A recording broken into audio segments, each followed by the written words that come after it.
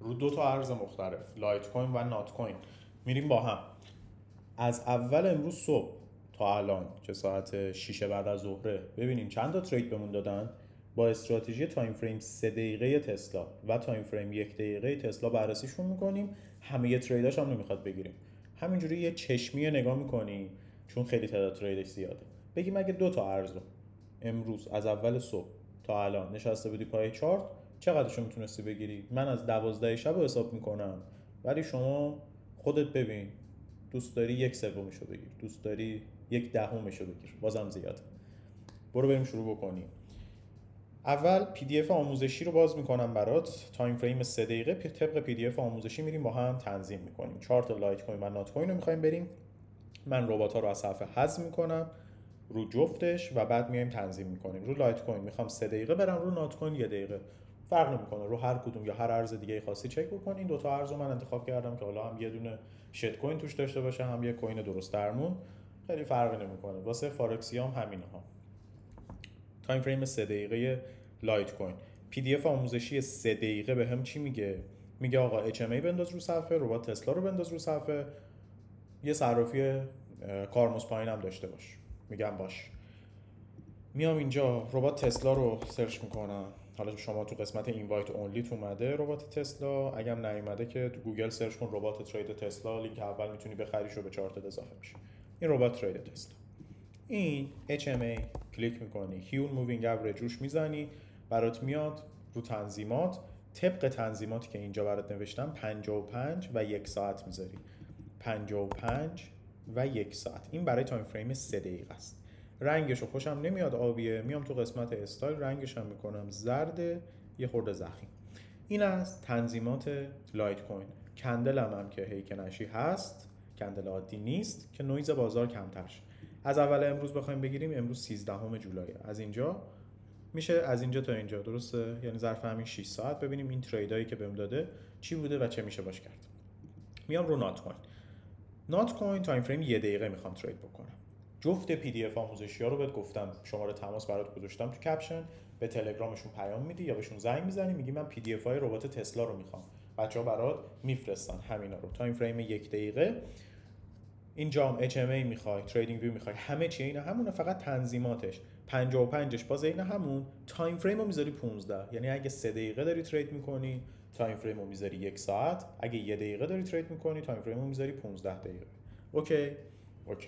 میام اینجا ربات تسلا رو به چارتم اضافه میکنم. ربات ترید تسلا، انقدر اینجا ربات داریم که شلوغ شده. ربات تسلا به چارتم اضافه شد. HMA هیول مووینگ اوریج اضافه شد. میام اینجا تو تنظیمات اینپوت 55، اینا قرار شد بذاریم رو 15 دقیقه دیگه. 15 دقیقه. رنگش هم خوشم نمیاد، اینم میخوای اینو سفیدش کنیم. اینو سفیدش میکنم. خیلی خب. این از رو اول روز 13 هم اینجا میشه، یعنی خب این چون تایم فریم 1 دقیقه است، از اینجا تا اینجا 100 تا سیگنال داشتیم، همه رو نمیرسیم ببینیم، ولی همینجوری که بینشون نگاه میکنیم با هم ببینیم سیستماتیکش چطور بود. بریم از این شروع بکنیم، از این 3 دقیقه شروع بکنیم. طبق استراتژیش با هم میریم جلو. این پی دی اف ها رو دیگه من باز نمیکنم، برای توضیح میدم، ولی همه چی اینجا هست. توضیحات مراحل اصول ترید هم بهت گفتم که اول بک تست واچ لیست، دمو ترید، بعد با مبلغ کم. نه کل زندگانی تو بذاری اینجا لورج بگیری تا آرنج و بعد لیکوید بشی، یا تمرین میخواد. این که من میبینی اینقدر راحت انجام میدم به خاطر اینکه 7 ساله این کارم برادر من. شما نه این کارو به خودت بکنی، پول کم، دمو، بک تست، پیپر، یواش یواش پول زیاد، همه چی درست میشه. تخفیف صرافی هم برات گذاشتم، یه دونه تو کپشن این ویدیو. همه صرافی‌ها که با من کار میکنن 1% تخفیف داره، ولی K6 کارمزدش از همه کمتره. واسه این پیشنهاد میدم اگه حجمت اینجا بره بالا، یه هفته ربات تسلا که خریدی به اشتراکت اضافه میشه رایگان، اگر یه حجم خوبی اینجا بزنی که $100,000. این از این موضوع. بیا و شروع بکنیم. خیلی خوب. تایم فریم 3 دقیقه از اول روز که بخوایم بیایم اینجا میشه اول روز. میای اینجا وقتی که بالای خط زرد رنگ میره فقط سیگنالای بایو میگیریم، دیگه سیگنال سل نمیگیریم. میتونی بیای اینجا از تو تنظیمات ربات، اصلا از تو قسمت استایل سیگنالای رو به پایین و شیپ پایین رو خاموش کنی که اصلا بگی آقا من سلا رو بهم نشون نده، چون نمیخوام بگیرم، چون بالای خط زرد فقط بای، زیر خط زرد فقط سل. این بایو میگیرم، میشه گرفت. برای اینکه مطمئن بشی زوم میکنی. من اینو برات زوم میکنم. نگاه کن اینجا بای داده، این کندل، کل کندل بالای خط زرد رنگه، پس میشه وارد شد. من وارد میشم. اینو بخوای وارد بشی، رو کلوز کندل یه دونه سیگنال لاین میگیری اینجا، استاپ تو میذاری لوی قبلی. حالا لوی قبلی رو میتونی لوی محلی که همینه بگیری، میتونی اینجا رو بگیری. ریسک بریوارد تو 1.5 یا 2 میذاری. من دوست دارم اینجا 2 بذارم. میای اینجا تارگت تو میزنه، یعنی ساعت 1:01 شب وارد شدی، ساعت 3:45 شب سود کردی. چقدر سود کردی؟ تایم فریم 3 دقیقه است. 87% بدون اهرم. یعنی اگه اهرم 20 گرفته بودی بگیری 9 میکنه چقدر؟ 18%. 18% سود گرفته بودی با یه اهرم 20 ظرف 2 ساعت، یعنی آخر شب گرفته بودی، استاپ تیپی تو گذاشته بودی. حالا یا دم نماز صبح شده بودی تارگتت خورده بود، یا صبح پا میشدی میدیدی که تارگتت خورده. نه آقا، شب زنده داری، قهوه تو ریختی، نشستی پای چارت، 2 تا ترید دیگه هم رو ارزهای دیگه زدی، مثلا نات کوین تایم فریم 1 دقیقه داشتی ترید می‌کردی، بعد ساعت 4 هنوز نخوابیدی. اینجا بهت یه بای داده، اینجا بای داده، خیلی عالی. باز میام وارد میشم، رو کلوز کندل وارد میشم، استاپو میذارم لوی قبلی که میشه اینجا، ریسک بریواردمو تنظیم میکنم روی عدد 2. میتونی 1.5 هم بذاری، یا من دوست دارم ریسک بریواردم 2 باشه. میای اینجا زده، یعنی تا لبش رفته بود ولی ساعت 8:30 صبح میزنه. اشکال نداره، تو تریدی باز میکنی، تارگت استاپتو بذار و برو. بعد 2 ساعت بعد یه بای دیگه داد، یا روی صرافی دیگه میری، یا رو همون صرافی حجم اضافه میکنی. به جای استاپ و تیپیت هم استاپ لیمیت اوردر میذاری که اگه به اونجا رسید معادل حجمت خارج بشه که انگار استاپ تیپی رو همون یه صرافی گذاشتی. میتونی هم 2-3 تا صرافی داشته باشی یا ساب اکانت بسازی. اینا دیگه چیزاییه که خودت میتونی از پسش بر بیای. یعنی مهمترین چیز تو ترید اینه که تو یه استراتژی داشته باشی که انقدر شیک و ترتمیز کار بکنه، انقدر قشنگ بتونی از مارکت سود بگیری دیگه. حالا اینکه یه حساب صرافی بسازی که یه ایمیل و یه شماره موبایل، اون که کاری نداره. اینم میاد برای تارگت تو میزنه، ساعت 6 صبح هم اینجا خوشحال شدی. همینجوری داری سود میکنی، هیچی هم به ما نمیگی.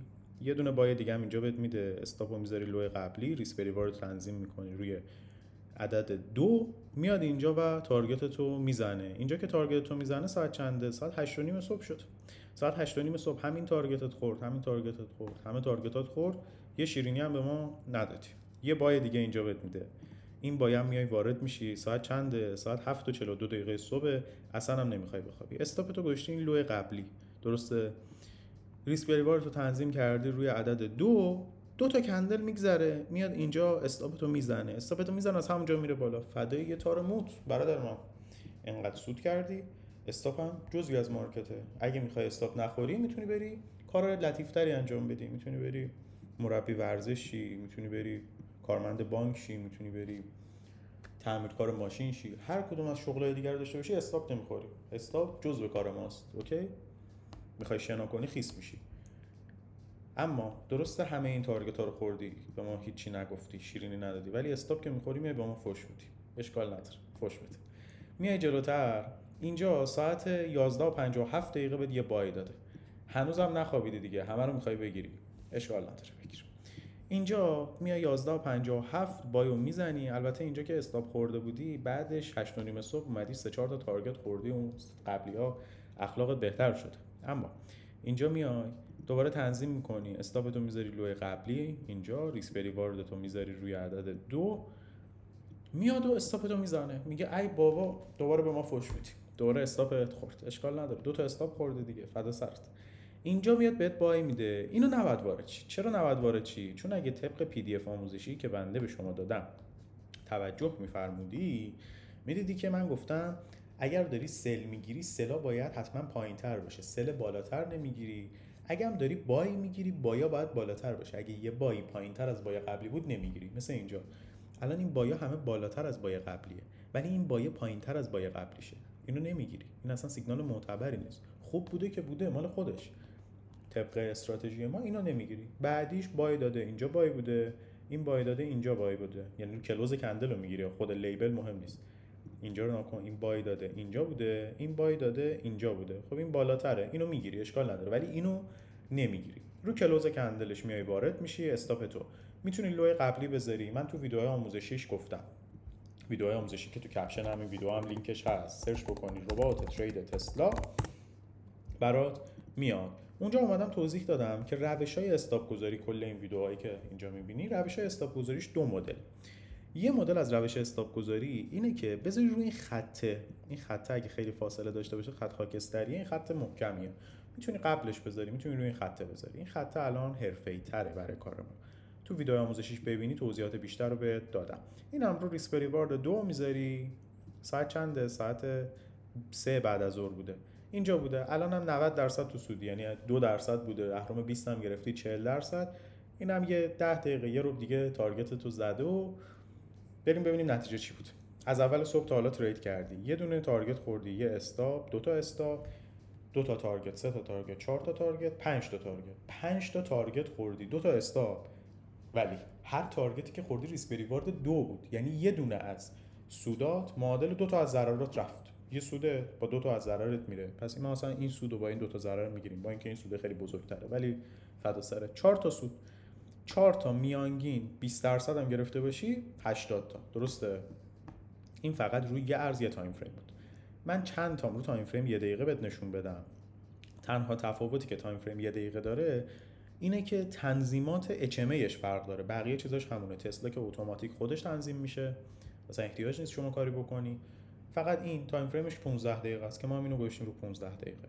ببین بالای خط قرار شد بایا رو میگیری، زیر خط سلا رو میگیری. درسته؟ اینجا بهت بای داده، رو کلوز کندل وارد میشه، استاپو میذاری لوی قبلی، ریسک ریوارد رو میذاری رو 2، زارت میاد تارگت تو میزنه. اینجا دوباره بهت بای داده، رو کلوز کندل وارد میشی، استاپو میذاری لوی قبلی، ریسک ریوارد رو میذاری رو 2، میاد تارگت تو میزنه. دوباره اینجا اومده بهت بای داده، وارد میشی، میذاری میزنه.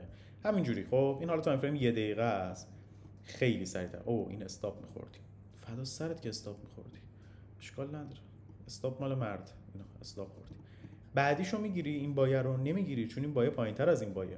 حواست به این نکات ریز هم باشه. پی دی اف رو میذاری کنار دستت، راه میافتی برادر من، نگران نباش. زیر خط فقط سلا رو میگیری، یعنی اینجا که بودی اومدی زیر خط فقط سلا رو میگیری، دیگه بایه رو اصلا نمیبینی.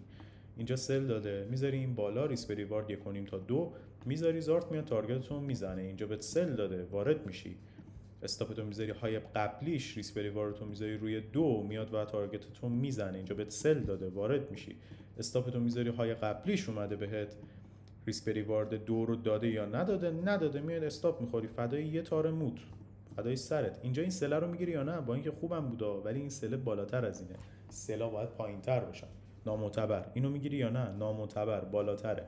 بالای خط بایا رو میگیری، زیر خط سلا رو میگیری. اینجا ببین این بایا چقدر بایای خوبی ان، این سلا ببین چه سلایی ان. دیگه من همه اینا رو برات نزنم دیگه، تایم فریم 1 دقیقه است، دهنمون سرویس میشه بخوایم همه اینا رو برات بگیریم. ولی شما خودت اینا رو نگاه کن. اینم از این میاد اینو میزنه، بایا هم همین. یعنی بایا تو بالای خط که میره بخوای بایا رو بگیری، بهت گفتم رو کلوز کندل وارد میشه، استاپ میذاری لوی قبلی، ریسک ریوارد تو میذاری روی 2، میاد بر تارگت میزنه.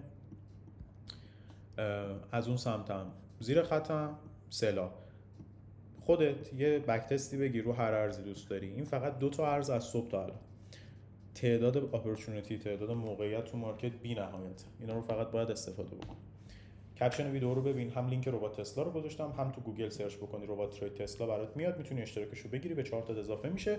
وسط صفحه که بیای لینک خرید تتری هم هست که با 10% تخفیف و 5 روز اشتراک بیشتر میتونی رباتو داشته باشی. استفاده بکن، کیف کن، نظرت تو کامنت برام بنویس. دم شما گرم، عشق از تو مستی. خداحافظ.